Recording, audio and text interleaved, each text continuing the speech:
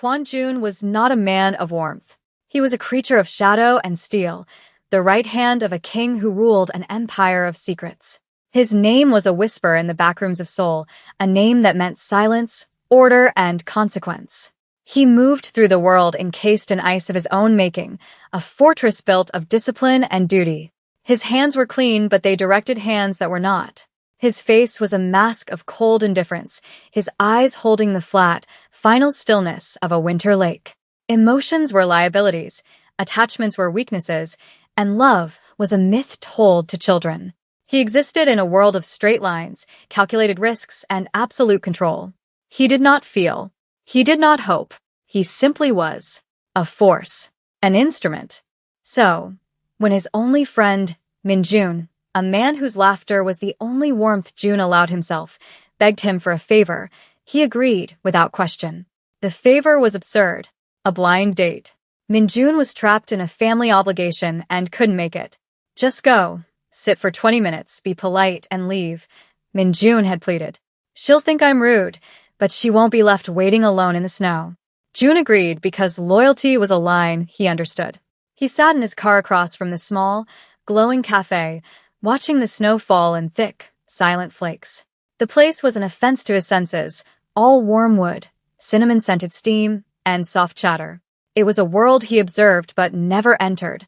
He was a ghost looking into a life he was not meant to live. He checked his watch. He would give it exactly 20 minutes. He stepped out of the car, the cold air biting at his face, and walked into the warmth. It felt like a trespass. He saw her immediately. She was not the woman Min Jun had described. She was sitting at a small table by the window, a dusting of snow melting on the shoulders of her coat. She wore a simple beige shirt and blue jeans, a uniform of quiet normalcy. But it was not her that stopped the world. It was the small girl beside her, a child in a light pink dress, her face alight with wonder as she watched the snow. The woman, her mother, leaned down and whispered something, and the child giggled. It was a sound so pure, so bright, it pierced the ice around Jun's heart. He had never heard anything like it. In that moment, the feared Kwon Jun, the man of shadows, felt something shift inside him. It was not desire. It was not lust. It was something far more terrifying. It was recognition. A feeling of coming home to a place he had never been. He was supposed to meet a stranger, endure a meaningless social ritual, and leave. Instead, he saw a woman and her child, and for the first time in his life, he felt the devastating, undeniable pull of light. He was supposed to be a ghost, but he suddenly, desperately, wanted to be real. He approached the table, his steps measured and silent, a habit from a life where sound meant danger. The woman looked up, her eyes soft and questioning. They were kind eyes. He had forgotten eyes could be kind. He was used to eyes filled with fear, or greed, or calculation. Hers were simply open. Are you Daniel? She asked, her voice gentle. It was the name of Min Jun's intended date. Jun should have corrected her. He should have said no, explained the situation, and walked away. It was the logical, safe thing to do. His entire life was built on doing the logical, safe thing for his position. But the words wouldn't come. He looked from her face to the small girl, who was now staring at him with wide, curious eyes. The world of shadows and violence receded, and all that existed was this small circle of warmth in a snow-filled world. He gave a short, almost imperceptible nod. The lie was a stone dropping into a still pond, and the ripples began instantly. He did not know her name. He did not know her story. But he knew, with a certainty that shook him to his core, that he could not walk away. He sat down, the chair scraping softly against the floor. The sound was too loud in the quiet universe he had just entered. The woman offered a small, hesitant smile. I'm Naomi, she said. And this is my daughter, Chloe. Chloe gave him a tiny wave. Hello, she said, her voice like tiny bells. Jun felt his throat tighten. He, who could command a room of hardened criminals with a single glance, could barely find his voice to speak to a child. Jun, he managed to say. It was his name. It was the only truth he offered. The date he was supposed to fake had become something else entirely. It had become the first moment of the rest of his life. The 20 minutes he had allotted stretched into an eternity. He was no longer a ghost. He was a man sitting in a cafe, pretending to be someone else, utterly captivated by a woman and her child. The conversation did not flow easily. It was a series of stops and starts, of silences that felt both awkward and profound. June was not a man built for small talk. His conversations were transactions, negotiations, or commands. He did not know how to speak of weather or books or the simple joys of a warm drink on a cold day. Naomi, sensing his reticence, did not push. She spoke quietly about her day, about Chloe's excitement for the snow, about the book she was reading. He listened. He had never truly listened to anyone before. He was always analyzing, searching for weaknesses, for leverage. But with her, he just listened. He absorbed the cadence of her voice, the way she smiled when she looked at her daughter. Chloe, however, had no such restraint. She was a creature of pure curiosity. She looked at June, her head tilted. "You're very quiet," she observed, not as an accusation, but as a simple fact. June looked at the child. He had never been in the presence of such unguarded innocence. "Yes," he said, his voice a low rumble.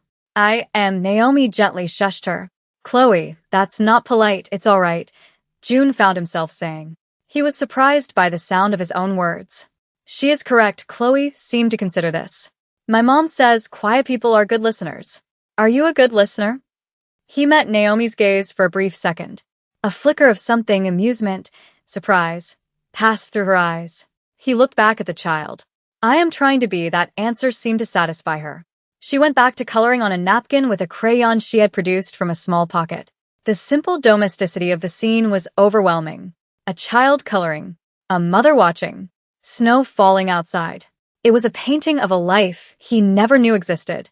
He felt like an intruder, a dark shape in a bright composition. Yet, he could not bring himself to leave. He learned that Naomi was studying to be a teacher. She worked at a local library to support herself and Chloe. She spoke of her dreams with a soft determination that he recognized, though in his world, determination was a weapon, not a gentle light. He watched her hands as she spoke, how she tucked a stray strand of hair behind her ear. Every small gesture was a revelation. He was a man who noticed details, the tell of a hidden weapon, the nervous twitch of a liar, the subtle shift in a negotiation. Now he was noticing the curve of a smile, the warmth in a gaze. The skills were the same, but the purpose was entirely different. The world outside the window was being blanketed in white, erasing the hard lines of the city. Inside, he felt a similar process beginning within him. The rigid structures of his identity, the cold certainties he had lived by, were being softened, blurred by this unexpected encounter. He had come here as a favor, a duty. He was staying for a reason he did not yet understand, a reason that felt like a danger and a salvation all at once. The snow began to fall harder, the wind picking up, rattling the cafe's large windows. It was getting late. The pretense of the date had long since evaporated, replaced by a strange, shared quiet. Naomi glanced outside, a worried line appearing between her brows. "We should probably go," she said, her voice soft. "The buses will be slow." June saw his opportunity. It was not a calculated move, not a strategy. It was an impulse, a purely protective instinct he hadn't felt in years, not since he was a boy protecting Minjun from bullies in the schoolyard. "I can drive you," he offered. The words were out before he could consider their implications. Offering help, exposing himself to a connection beyond this small table. Naomi hesitated. She was a single mother, and he was a stranger, a quiet, intense man who had appeared in place of someone else. Every instinct for caution she possessed was likely screaming at her. He could see the conflict in her eyes. He did not press. He simply waited, letting his offer sit in the space between them. He held her gaze, trying to convey a sincerity he wasn't sure he was capable of. He wanted her to know she would be safe with him. It was a profound irony. He, Kwon Jun, whose presence was a guarantee of danger, was trying to offer safety. Finally, after a long moment, she gave a small nod. "Okay," she said. "Thank you." That would be a big help. The relief that washed over him was sharp and unfamiliar. The drive was even quieter than the cafe. Chloe had fallen asleep in the back, her small head lolling to the side. The city was transformed by the snowstorm, the usual harsh lights softened into a dreamy glow. The only sounds were the rhythmic swish of the windshield wipers and the soft hum of the engine. Naomi gave him directions to a modest apartment building on a quiet street. He pulled up to the curb, leaving the car running. The warmth of the heater felt like a fragile bubble against the cold night. He turned to look at her. In the dim light of the dashboard, her face was serene. "Thank you again, June," she said. She still thought his name was Daniel's replacement. The lie felt heavier now. He wanted to tell her his real name, but he couldn't. Not the full one. Not the one that carried the weight of his world. He simply nodded. He got out and opened her door, then helped her gently unbuckle a sleeping Chloe. He watched as she lifted her daughter into her arms, the child stirring slightly, but not waking. He walked them to the entrance of the building, the snow swirling around them. At the door, she turned. "It was nice meeting you," she said, a hint of a question in her tone. He knew this was the end. The favor was done. The encounter was over. He should get in his car and drive back to his cold, empty penthouse, back to the life that was waiting for him. But the thought of it was unbearable. He watched her disappear inside, the heavy door closing with a soft click, shutting him out in the cold. He stood there for a long time, watching the light go on in a third-floor window. He imagined the warmth inside, the quiet sounds of a mother putting her child to bed. It was a world away from his own, a world of locked doors, silent alarms, and lonely vigilance. He got back into his car, the leather cold against his skin. The ghost of her perfume, something light and floral, lingered in the air. He drove away, but he did not go home. He drove through the silent, snow-covered streets, the memory of her smile, of her daughter's innocent questions, playing over and over in his mind. They were a dangerous, beautiful intrusion, a melody he couldn't forget. His world was made of shadows, but for a brief hour, he had stood in the light. And now, he knew the darkness was no longer enough. The memory of Naomi and Chloe became a persistent hum beneath the surface of his life. It was a distraction he could not afford, yet one he could not bring himself to silence. His days were a rigid routine of meetings, reports, and the quiet enforcement of order. He moved through his world with the same cold efficiency as always, but something was different. The silence of his penthouse felt heavier. The city lights viewed from his floor-to-ceiling windows seemed colder. He found himself replaying their brief conversation, her soft voice, her daughter's bright-eyed curiosity. He had her address. It was a piece of information he should have discarded, a loose end that posed an unnecessary risk. Instead, he held onto it like a secret treasure. A few days later, driven by an impulse he didn't try to understand, he found the library where she worked. It was a small, unassuming brick building, a sanctuary of quiet and knowledge. He parked across the street, his tinted windows providing perfect cover. He just watched. He saw her through the large front window, shelving books, her movements graceful and focused. He saw her help an elderly man find a book, her face patient and kind. He saw her smile at a child who ran up to her. Each small act was a testament to the person she was, a person so fundamentally different from him and everyone he knew. This became his new ritual. He would finish his business for the day and drive to the library. He would park and watch for an hour, a silent observer of a life he had no right to witness. It was a dangerous indulgence. His second-in-command, Mr. Park, a man who had served his father and now served him, noticed the change. Mr. Park was old, his face a roadmap of loyalties and hard-won battles. He saw everything. "You are distracted, sir," he said one evening, his voice respectful but firm. They were in June's office, a minimalist space of glass and black leather. June didn't look up from the report he was pretending to read. "I am focused. Your focus has a new location," Mr. Park countered gently. A small library on the west side. June's hand stilled. He slowly raised his eyes to meet the old man's gaze. There was no judgment in Park's eyes, only a deep, paternal concern.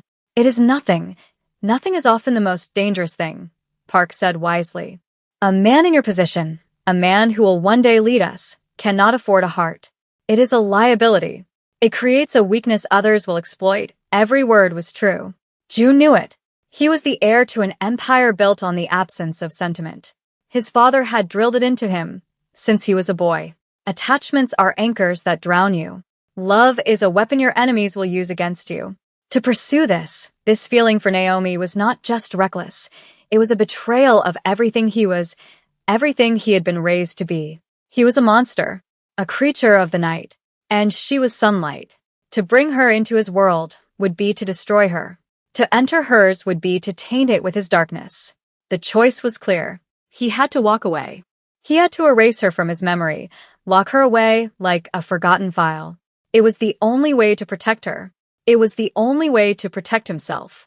He sat there long after Mr. Park had left, the city lights glittering below him like a sea of cold diamonds. He knew what he had to do, but the thought of never seeing her again, of returning to the flat, gray emptiness of his existence, was a pain sharper than any blade.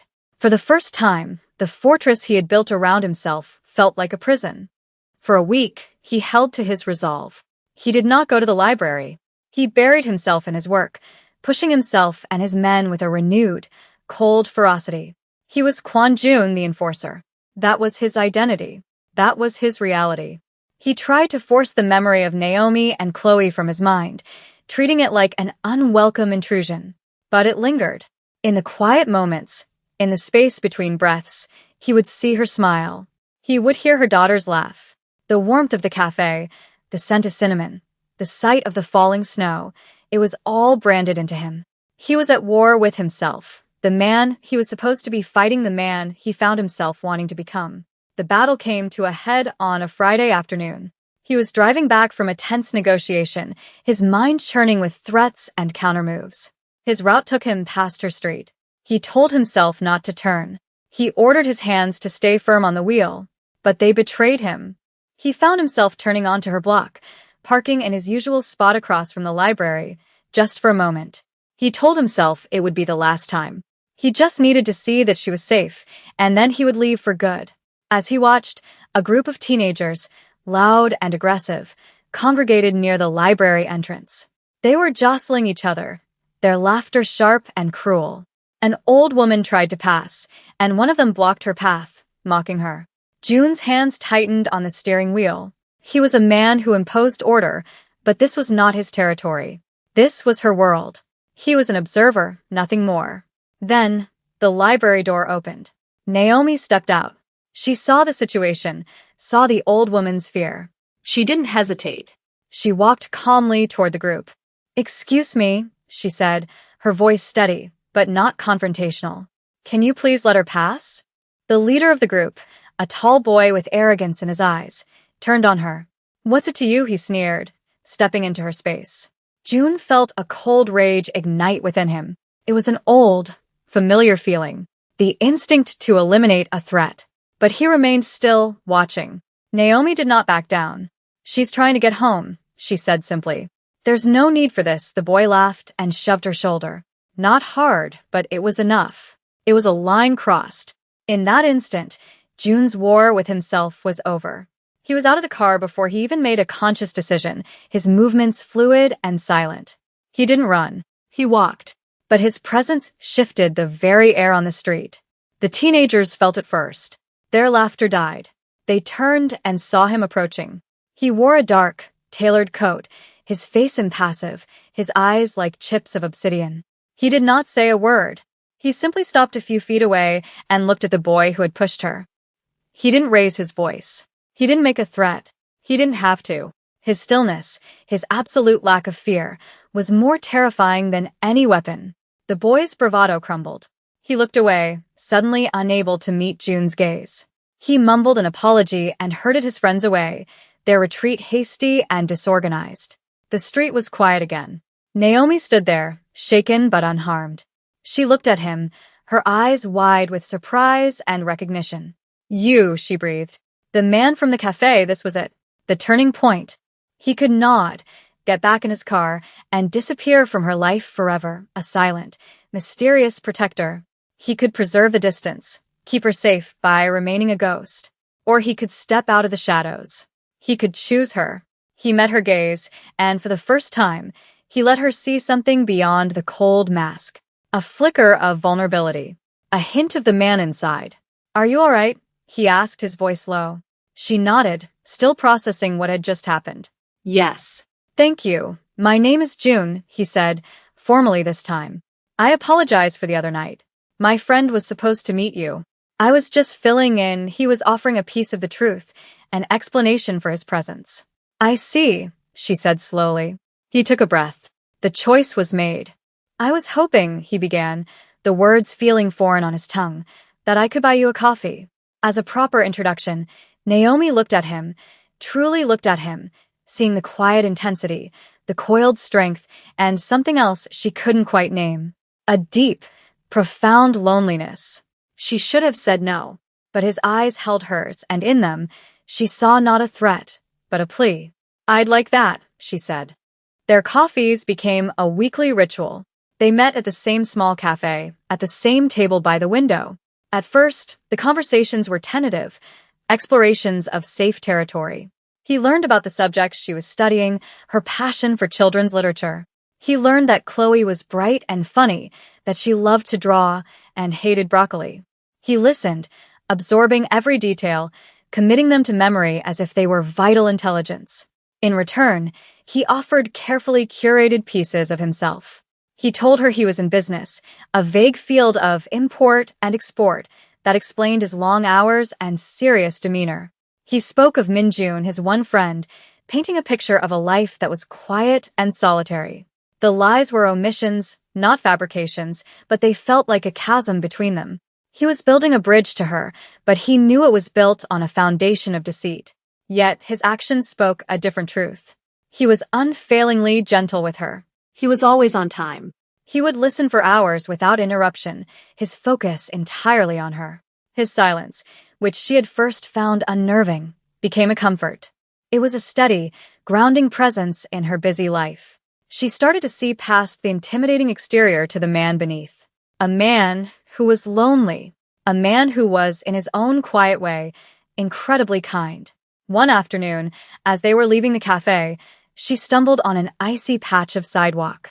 Before she could fall, his arm was around her, steadying her with a strength that was both swift and gentle.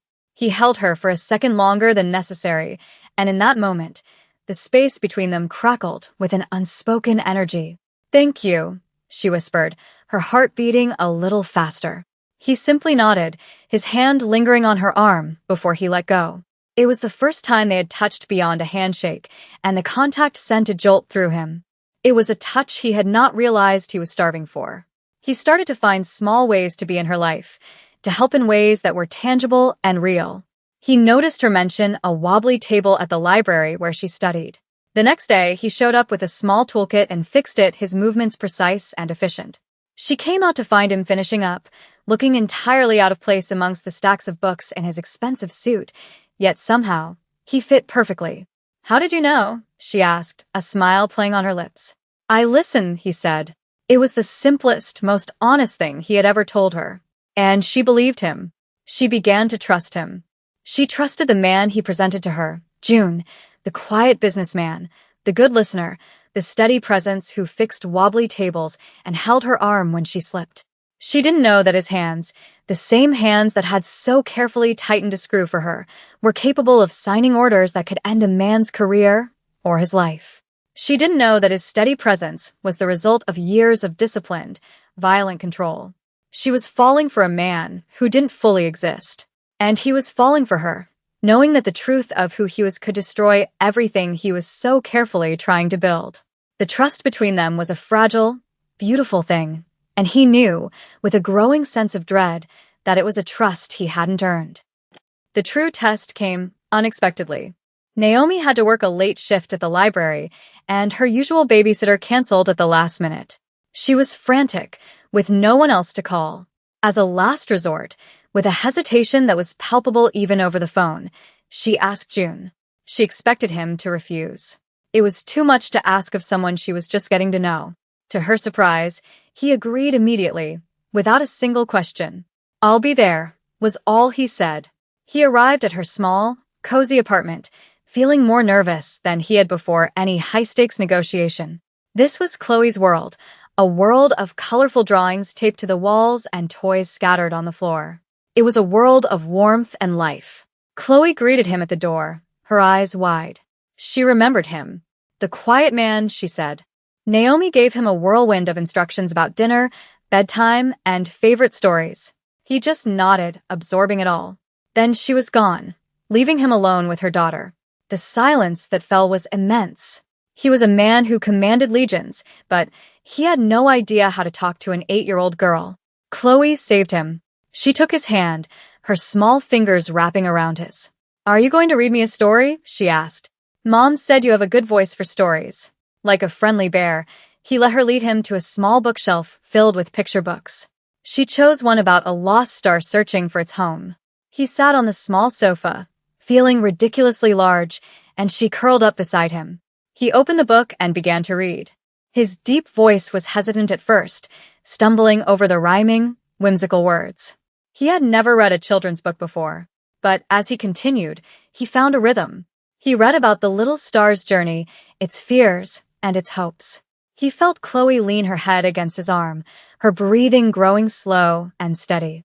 By the time he reached the last page, where the star finds its place in the sky, she was fast asleep. He sat there for a long time, not moving, the weight of the sleeping child against him a profound and unfamiliar comfort. This was what it felt like. This simple, domestic peace. It was more valuable than all the money and power he possessed. When Naomi returned, she found them like that on the sofa.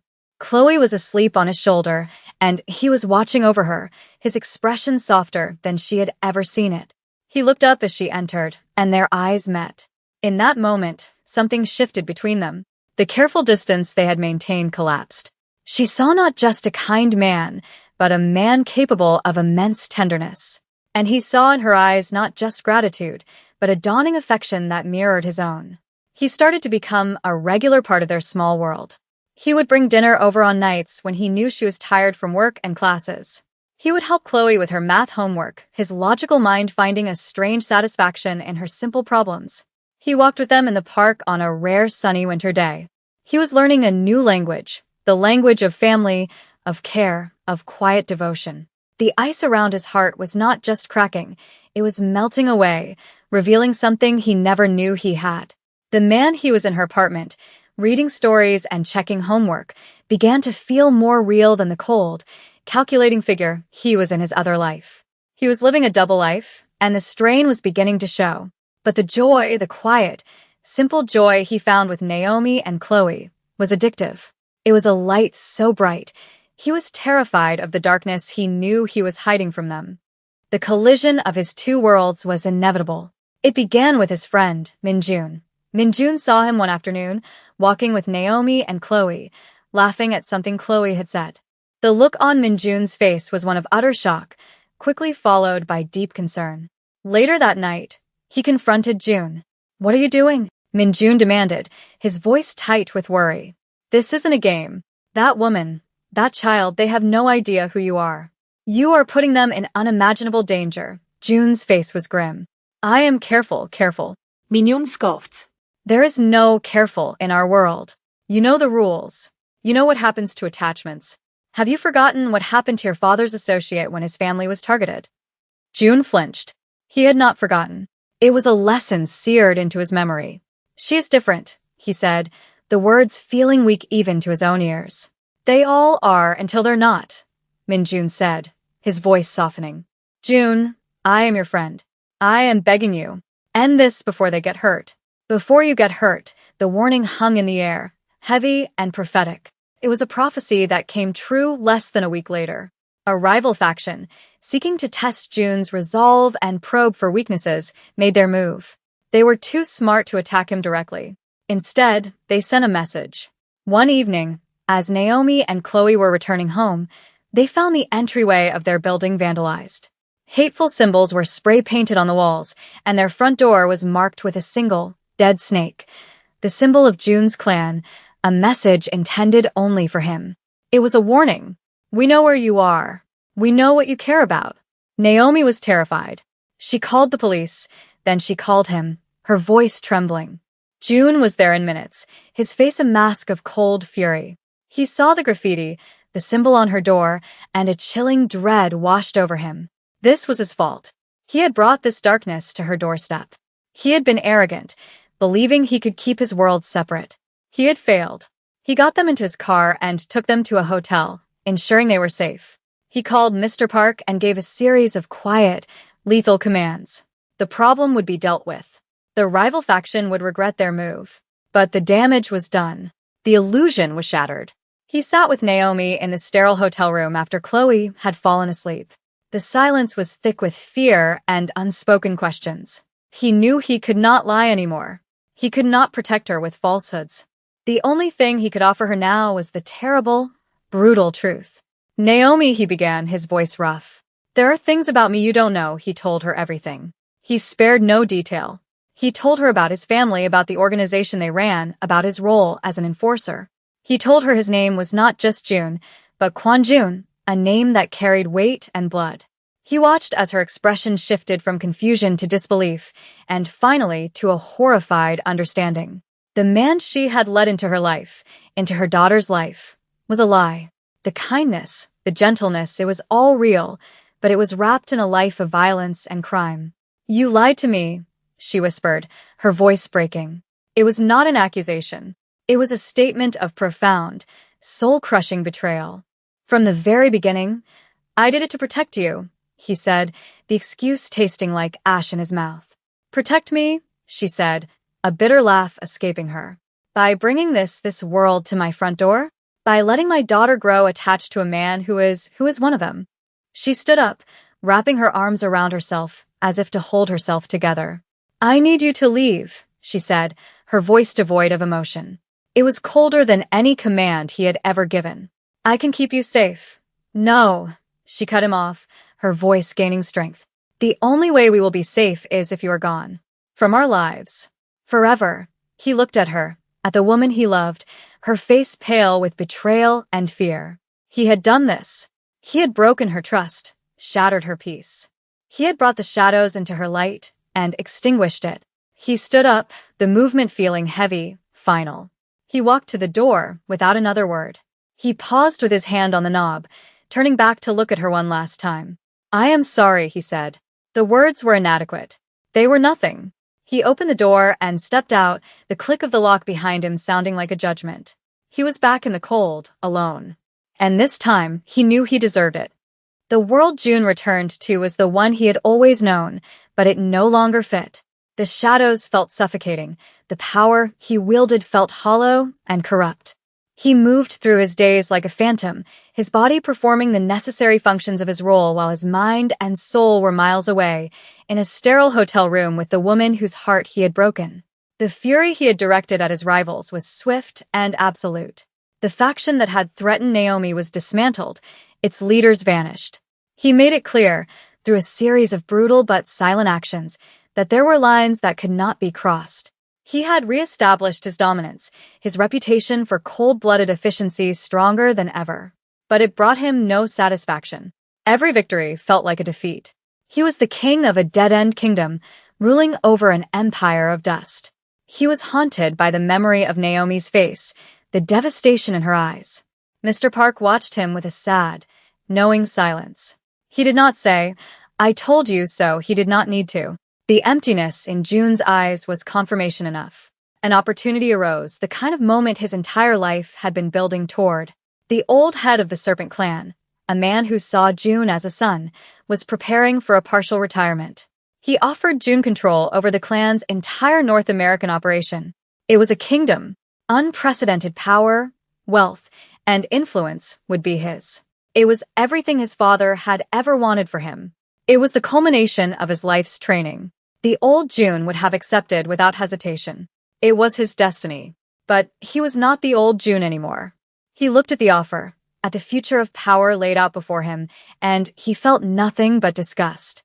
This was the life that had cost him Naomi. This was the poison that had tainted her world. The test was clear. He could embrace the darkness completely, become the king he was destined to be. Or he could choose the light, even if it meant he could never stand in it again. He made his choice. He did not refuse the offer. He accepted it. And then he began to systematically, quietly, and brilliantly tear it all down from the inside. He used his new power not to consolidate, but to divest. He laundered the clan's dirtiest money into legitimate charities. He anonymously tipped off international authorities about their most illicit shipments. He severed ties with their most violent partners. He rewrote contracts, created shell corporations, and moved assets in a dizzying display of strategic genius, all with one goal: to create an exit, to build a golden parachute not for himself, but for the men under him who had families, who had a chance at a different life. And most importantly, to build a wall of protection around Naomi and Chloe so thick and so invisible that no one from his old world could ever touch them again. It was his penance. He was using the skills the darkness had taught him to pave a path toward the light. He knew he might never see her again. He accepted it. This was not about winning her back. This was about earning the right to have loved her at all. Months bled into one another. The winter snow melted, giving way to the tentative green of spring. June succeeded. He had successfully neutered the Serpent Clan's operations, transforming what was left into a semi-legitimate enterprise that the old guard could no longer recognize. He had built his escape route. He walked away with nothing but a small fraction of the fortune he controlled, just enough to start over. He was no longer Quan Jun, the feared enforcer. He was just Jun, a man with a past he was determined to outrun. He had kept his promise to himself. He had protected Naomi from a distance. He had arranged for her to get a grant she had applied for, one that allowed her to quit her job at the library and focus on her final year of school. He had also made sure a beautiful, safer apartment in a better school district became available to her at a rent she could miraculously afford. She would never know it was him. She would think it was luck, a fortunate turn of events. That was how it had to be. He was a ghost in her life, a benevolent force she would never see. He told himself it was enough. But it wasn't. The ache of her absence was a constant companion. Finally, when he was certain the last ties to his old life were severed, when he was sure he was no longer a threat to anyone, he allowed himself to go to her. He didn't know what he would say. He had no right to ask for anything. He just needed to see her one last time. He found her in a park near her new apartment. She was sitting on a bench, watching Chloe play on the swings. She looked well. She looked peaceful. The sight of her sent a wave of relief and pain through him. He stood for a long time, just watching, hidden by the shade of a large oak tree. He was about to turn and walk away, to leave her to the peace she deserved. But then Chloe saw him. Her face lit up. "June," she cried out, jumping off the swing and running toward him. Naomi's head snapped up. Her eyes widened, a complex storm of emotions passing through them: shock, fear, anger, and something else he couldn't dare to name. He had no choice now. He stepped out from the shadows of the tree and walked toward them, his heart pounding in his chest. He stopped a few feet away from her bench.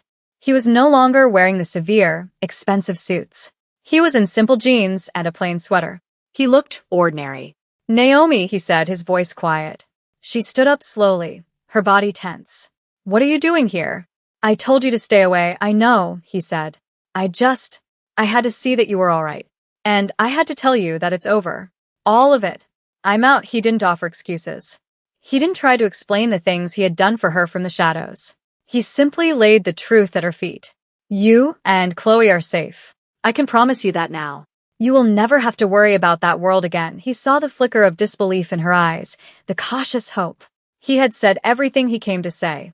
He had no right to ask for more. He gave her a small, sad smile. "I'll go now." He turned to leave, the finality of the act settling in his chest like a stone. He had taken 2 steps when her voice stopped him. It was soft, hesitant. "Chloe, she asks about you." He stopped, his back still to her. He didn't dare to turn, didn't dare to hope. "She misses the friendly bear who reads stories." He slowly turned back to face her. The hardness was gone from her eyes. The fear was gone. In its place was a cautious, fragile warmth. It wasn't forgiveness. It wasn't a promise. But it was an opening. It was a chance. A small, hopeful smile touched his lips for the first time in what felt like a lifetime.